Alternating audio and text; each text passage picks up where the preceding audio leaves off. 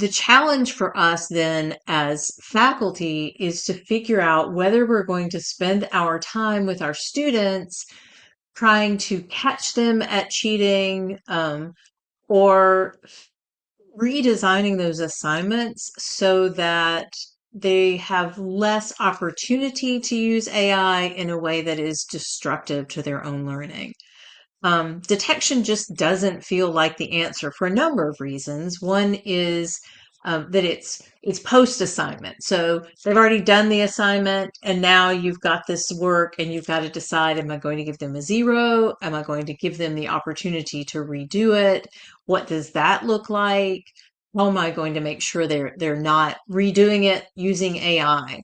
Um, and also, AI detectors can be often give false positives. I gave an example a couple of weeks ago of taking some of my own articles from pre-AI and putting them in AI detectors, and all of them came up at least 70% AI. So what AI looks at is patterns. And if you are following certain patterns of writing, then it's going to mark it as AI created. So the final thing that I think is important for us to keep in mind when we talk about AI is that even if we could detect AI usage and be on the alert for it always and frighten students into not using it, that creates an adversarial stance in our classroom. So it's us trying to catch them cheating as opposed to us being their guides in how to learn and how to sort of live in this world that is very much infused with AI. So today, what we're going to look at is how do we address this problem? You can't out detect AI because those tools are unreliable, and because they keep us from focusing on teaching. So today we're going to stop thinking about how do we catch them, and we're going to think about how do we redesign our assignments around AI, and just full disclosure, using AI to do it. Okay, so we're going to learn first of all 5 basic design principles for AI resistant assignments. Some people call them AI resilient assignments, either way. And then we're going to look at a couple of before and after examples of assignments that were pre-AI, and then how they've been adjusted post-AI and why. And then the final thing is I'm going to give you about 20 minutes to 15, 20 minutes to work on taking part of your own assignment and readjusting it so that it follows some of those design principles and is more AI resistant. Okay, jumping right into it. So principle 1 is process over product. And Dr. Craig Meyer is on here. He did a whole presentation about process versus product last fall. If you want to see that video, he was talking about writing assignments, but it applies to any assignment. The idea for us in designing assignments is to make an assignment AI resistant by focusing on the process. So it can be things like submitting drafts, writing a reflection on what changed and why, or annotating their own decision making as they are making those decisions. So the assignment becomes show me your thinking, not just show me your answer. It's not just about the product. The second design principle is incorporating local and personal context. So AI doesn't know what is happening in your classroom. It doesn't know your students' interactions with each other or with you. And it doesn't know their experience, their personal experience, their family history. So when you assign something to students, like specific readings or class discussion, or a connection to the student's life, can help make it more AI resistant. Now, that doesn't mean that you have to customize every prompt or every assignment after you've had a couple of class meetings. It could be something as simple as choose a point that a classmate made this week in your group discussion and respond to it in writing. So they've got to have some connection to the class. They have to actually be there. Personal context works the same way. So you tell them, think of a time when you experienced this, and whatever that thing is, or interview someone in your life who has this experience. AI can fabricate, but it can't fabricate your story convincingly. Um, all right. Principle three, metacognition and explanation. This is probably one of my favorites. This is asking students to think about and explain their choices, not just make them. I happen to think metacognition with students is a really important part of the learning process anyway. Since AI can produce answers without requiring um, any any thought or any uh, you know sorry, I've got to stop and let people in 1 second. Okay, there we go. Since AI can produce answers instantly, that doesn't require students to think about the answer.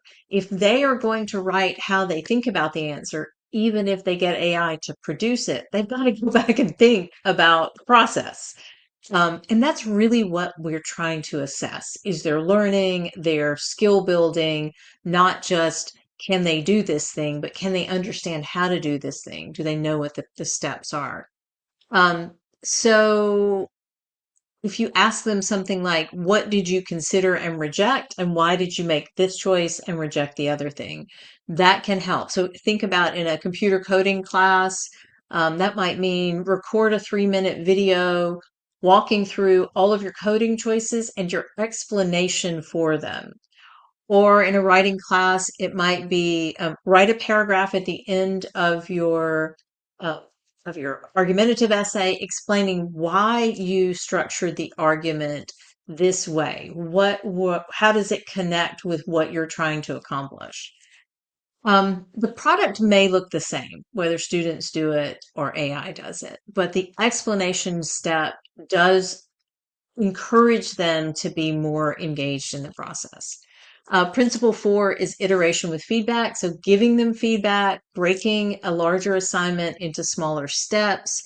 So you're building in checkpoints, proposal, then feedback, draft, then feedback. Um, you're creating this trail that is harder for students to fake. I'm not saying that a creative student can't find a way around all of these, but the truth is students use AI because it's a shortcut. And making them stop and engage with the material in different ways, it actually becomes harder for them to use AI, and it takes more time to use AI than to just do the work. Now, the student who uses AI for a complete project is going to struggle when your feedback says, I don't see how this idea connects to what we discussed in class. AI doesn't know what you discussed in class. It does require more touch points, principle four, from you. So it's not always practical. If you've got 100 students in an intro class and they are doing discussion board post online, you're not going to be able to have, you know, not every principle applies to every assignment. You're not going to be able to do that with this particular assignment. Um, this does, add a layer of authenticity though to the work that they're doing. Final design principle, and I know I'm running through these, but we're going to come back around to them. I just want to introduce them. Is making AI a visible tool in the process. So make AI part of the process. And I see Dr. Coe on here. He mentioned doing something similar to this in one of his classes. Instead of designing AI out of the assignment, designing it in. So you might say generate a first draft based on your in-class outline with AI.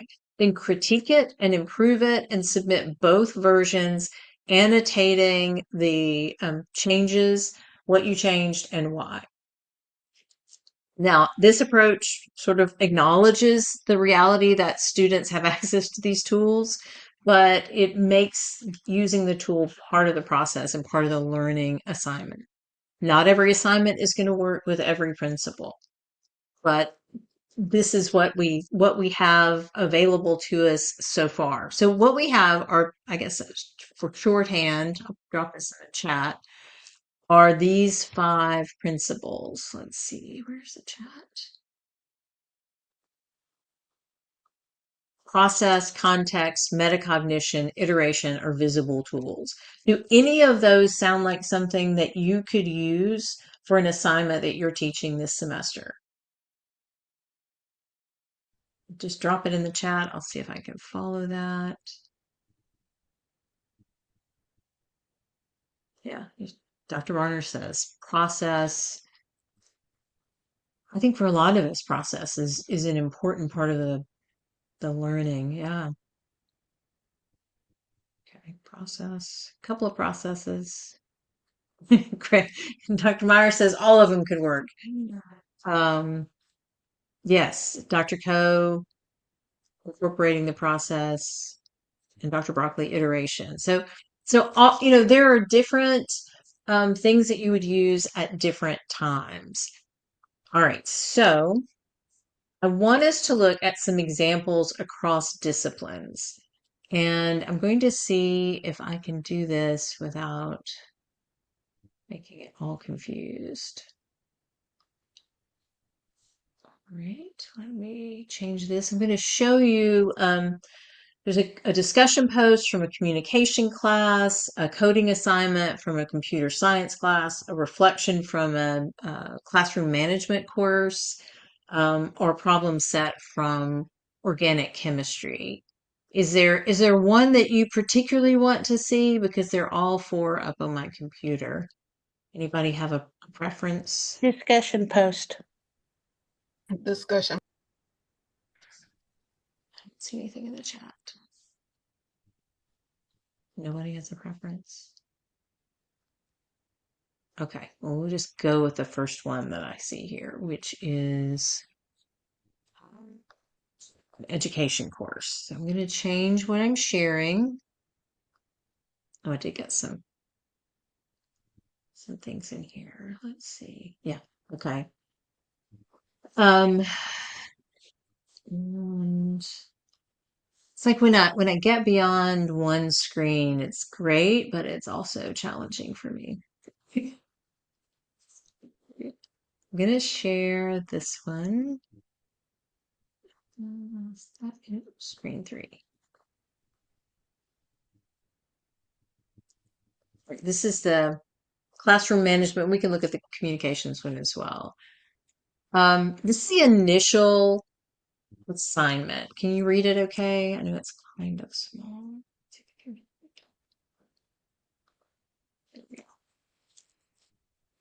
So what you notice about this assignment, and it's for an intro to classroom management, so a lower level course. And this is an assignment I found online. This is a real assignment from a college professor at another university. Um, and it asks them to which view of human nature do they agree with more, and it refers to two different scholars. And then it also kind of breaks that down into two different ways to approach it. And then it asks them two more questions about, are young people more internally or externally motivated? And then the last one, should it make a difference to students being on task if the teacher is in the room or not?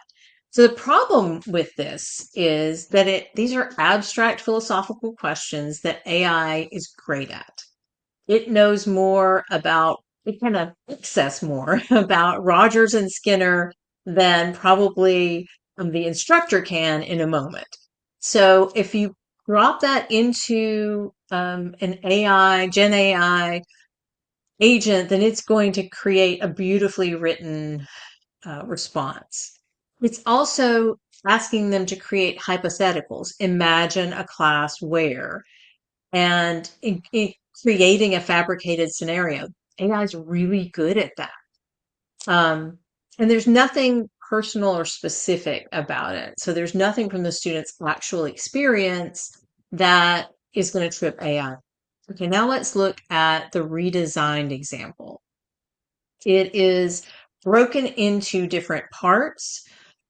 This one starts with asking them to think back to a specific moment from their own K-12 experience when a teacher left the room and choose one. They have to describe it, right?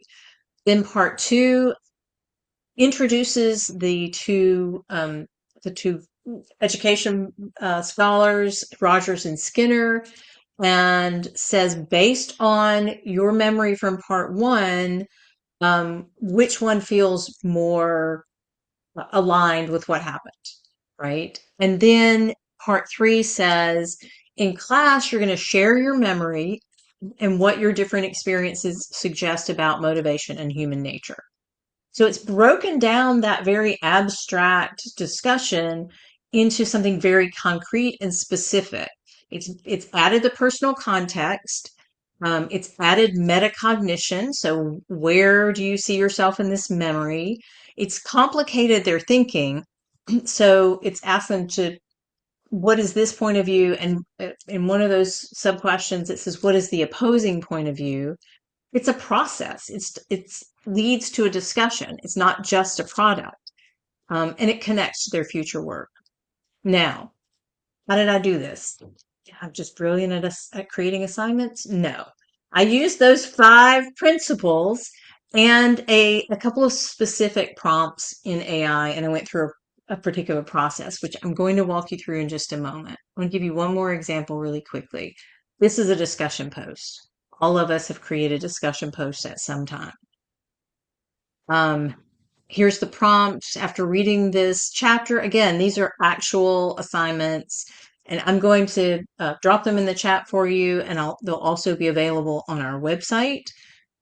Um, but it asks them to summarize some key arguments from the chapter, whether they agree or disagree, and provide an example from current events. AI can do all of that. It can summarize easily. It can create generic opposite opinions, um, and it can find current events. It's connected to the internet. So there's nothing that ties this to the student's actual experience. So we rewrite it. Here it is about social media and communication. And it asks the students to start with a point that a classmate made in class during the discussion. And how does that relate to the chapter four discussion? How does it relate to chapter four? How does it complicate that idea? What is one thing from class that you're thinking about differently after the reading? So we've been talking about this in class. Um, you've been discussing different things. Now, what happened in class? How is it connected to your reading? And then it asks them to think about their use of social media, to choose one platform and track their usage for 24 hours before writing. And then use a framework from the chapter to analyze a specific interaction that they had this week with social media. Very specific, very local. And then it tells them, come to class on Thursday prepared to share this. So have that discussion. Local context, personal context, process over product, metacognition, and iteration. They're thinking about it over and over again. So this is, here, let me, right. Okay. These are just some brief examples. What you realize is that it is a different way of thinking than most of us when we approach writing these assignments. Those weren't the kinds of assignments I got as a student. They are not the kinds of assignments that I generally write. It's usually, big picture assignments. We may talk about it in class. I may help them break it down, but I don't break down the assignment into parts. That's what's going to be different about doing these assignments now going forward with AI. So you can use those principles and be creative on your own and think of just the examples I provided you give you lots of guidance. But you can also use AI to help you take your assignments and walk them through this process. Now, there's some things I want you to be aware of. One is, as you know, AI will hallucinate.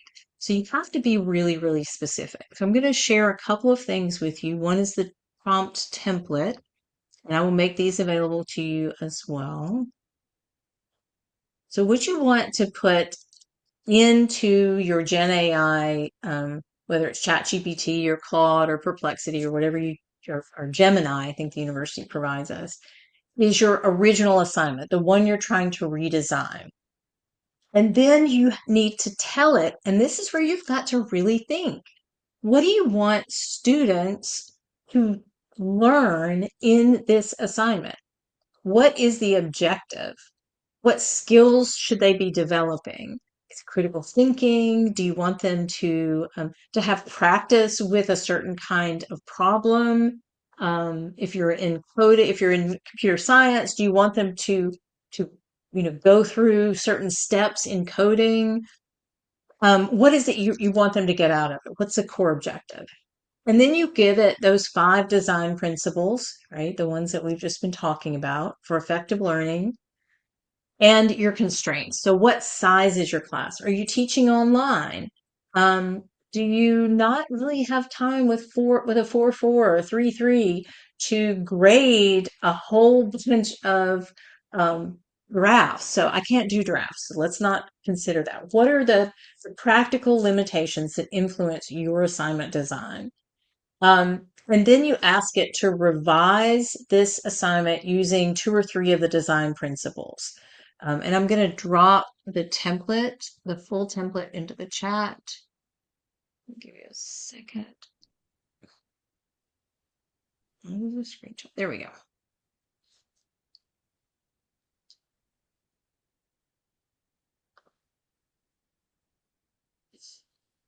All right. Okay, so I've dropped the template into the chat. You can download that if you would like. All right, so the challenge though is that you don't want to just accept what AI gives you. You want to use it as a starting point. You still should be driving this bus. So in addition to being very specific about your learning goals, focusing on skills, not just getting a task done, just memorizing things. You also need to push back when AI gives you something that is too complex. AI loves complexity. I've asked it to help me with things before, and it's given me like 3 pages of instructions. I'm like, okay, no, students aren't going to read that. I don't even want to read it. This is what I'm thinking. So use it as a tool, but be in charge, refine it, say, okay, that's not working. Here are the parts that I want to change. Sometimes asking for options. Give me 3 ways to add metacognition. That way you're not going down one path and you're stuck on that path. Then you can say, I like this idea and this idea. I quite often when I use it to help me come up with ideas for avoiding over dependence on AI, I'll ask it for 3 or 5 examples and I'll say, okay, I like this bit of example 2 and this bit of example 4. So I'm going to put those 2 together and do it this way. And be willing to iterate, be willing to go back and say, let's do this again. Let's try this again. Let's strengthen it. Um, and then one of the things that's really helpful is, okay, here's the final assignment. I think ask AI, how can students cheat on this? How can they use AI to get around this? Because it will also tell you that. Okay. So those are some of the follow-ups that I would say. How will the students use AI to cheat on this? What's the loophole? I have too many students to do these things. What can we, scale to a 150 student class? Or my students resist reflective writing. Let's make it feel less like busy work for them and find a way to get them to reflect, to use metacognition, but in a way that doesn't require them to write so much. Okay. So What I'd like for us to do now, and I tried to talk really fast so that we have the better part of 15 minutes, for you to take an assignment of your own and use the prompt template with AI if you want to start working on redesigning that assignment, or just work through it on paper. It doesn't have to be final, it doesn't have to be complete, but take an assignment that you're worried about. It could even just be a discussion assignment that you're asking students to do.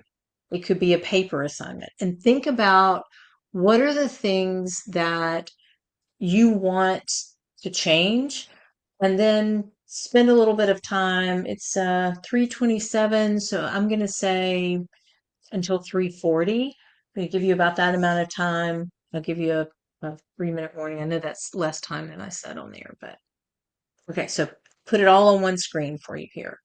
What is the current assignment? What do you want students to learn? Where is it vulnerable to AI? And which design principles could strengthen it? And then those are the design principles. So I'm going to be quiet now. Very hard for me to do. Um, if you have questions, you can drop them in the chat or unmute. When we get to the end of this, I'm going to give you the opportunity to share. We don't have a big group, so we can either share with each other, or I might put you um, in working groups.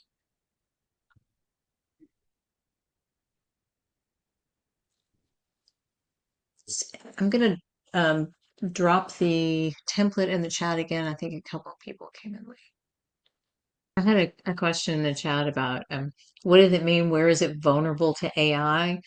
That means what in this assignment could AI easily do and do in a way that you wouldn't easily be able to detect or prove. So it's something like if you ask AI to summarize a particular scholar who's well known in the field, somebody from a textbook, we would probably know that and be able to do it easily. So Candace, I am using an assignment that took an interesting turn last week and using that to revise. Is that okay?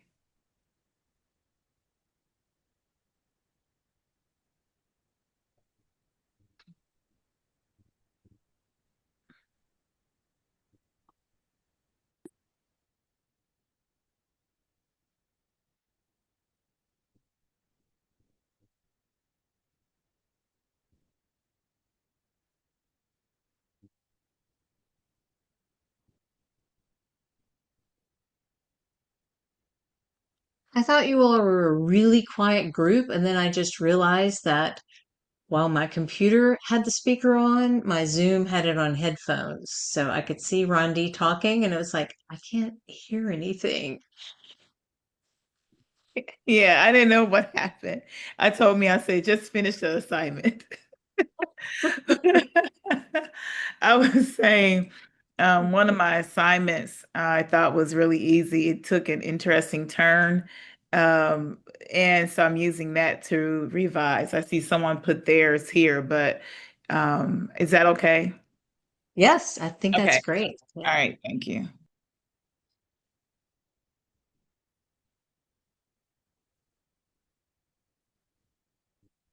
All right. Hopefully you have beginnings of something you can share. I'm going to go ahead and open some breakout rooms and just assign you what I'd like for you to do in those breakout rooms is to share your original redesign idea, and then have the partner kind of look at it and think about it in terms of its AI vulnerability. What else could happen, or what they like about it, and then switch.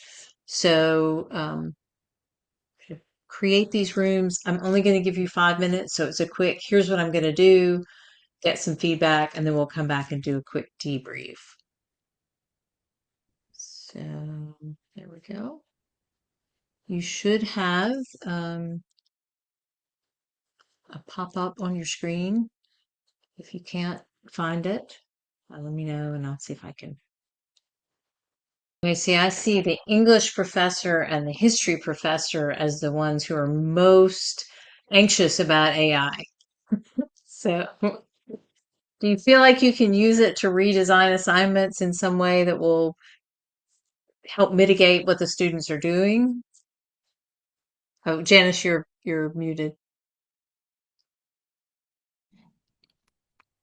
Uh, It took what I was thinking of was a one afternoon, one class period assignment and turned it into a 2 week long sequence. You've got to tell it we don't have 2 weeks. We got to do it in 1 day or 2 days. And that's an important point. Dr. Broccoli was just sharing that she put her assignment, which was a one afternoon, one classroom assignment, into AI, and it turned it into a 2 week long project. And that's Mm. that's what I mean by AI overcomplicates it. You just have to tell it, no, this has to be done in an hour and 15 minutes, or let's condense this into two class periods, or a class period and homework. Yeah, so Mhm. that's a great great example. What Mhm. else what else happened? What stood out to you guys? What were some of the challenges? What worked? Yeah, I Dr. wanted Allen. to, I wanted to agree with Dr. Broccoli. Like, it has given me wonderful things like, okay, and that is what, I mean, things which I never thought of. Like, I was asking my students to write a response paper about the text that we are discussing and or that they are reading, but the AI has given me three stages of that research paper. That she was saying like it takes me maybe more than 1 week. Right. So it is, yeah. Regarding if you think about time, it is complicated. But the idea that they have given me, like, okay, you may ask the student to work on a thesis statement first. Hmm. Then that is a good idea which I never thought of. I ask students to write their thesis statement in their response papers, but I never make them work about the thesis statement singly. You got it what I mean? So it is time consuming. Still, it is maybe working on thesis statement is one point that which I will work on with the students. Thank Yeah, I think that's a really good point. It gives you a lot of stuff that you're not going to use, but there's something else we have to keep in mind. We're not trying to redesign the assignments so that everything stays the same. So maybe before you gave them 4 essays they had to write in class, now or not in class, during the course. And now maybe it has to be three or two, because you've got to be more involved in the essay writing. You've got to have more feedback. So that's another thing that you have to think about. I've never done this, said, okay, this is everything I'm doing for the semester. Let's redo all this and then look at the time, but I agree with you. It creates longer assignments, but it also may be forcing us to think about approaching our courses in a very different way than we have in the past. Maybe easier for you, Dr. Allam, than for me and Dr. Broccoli, who've been doing the same thing for a bit, right? I might try that though. I have to do an 8 week class because they made us Mhm. turn all our graduate courses into 8 weeks. And so maybe I'll just throw the syllabus at it and say, how can we make this work in Yeah, 8 weeks? yes. And how much time do you expect your students to spend on it? And what is your realistic expectation of their ability to spend that time? Especially an online graduate course, right? Oh yeah, no, it's gonna have to be dramatically cut. I mean, it's Mhm. just a lie to say it's the same class. Yeah. But Well, you don't have to redesign everything all at once, but you need to start experimenting with this redesign, whether you use AI to help you or just to get some ideas, like Dr. Allen said, but being aware that we are not going to be able to prevent our students from using it, I think is really important. Does anybody else have any final thoughts before I let you go? Um, I just any- want to apologize to Frances for not having any feedback. She was in our breakout room teaching us things. And one thing that she taught us, myself and Lakita, is that we have access to Gemini. We did not know. So I don't know if the rest of you know. But thank you, Candace. I hope you all do this again because I need to do this again. Thank you.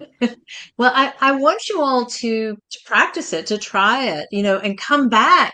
And not me telling you, here's some tools, but you telling everybody else, this is what I tried. I think that would be really useful at the end of the semester. I'm gonna I keep up did. with you guys. I Yeah. just used it and it's wonderful. I was like, wow, this is fantastic. So, but just to let you know, I was just, I wish I could have done better and but thank you. That's that's all right. I see our math and science folks on here, and I'm like, hey, Dr. Wright, guess what? Dr. Wright took part something last summer, and she was talking about. I was like, I have no idea how to do math teaching differently, but I think using these principles, you can at least get yourself pointed in the right direction. You do have to edit it. You do have to say, that's not going to work for me. Here's some other things that I want to do.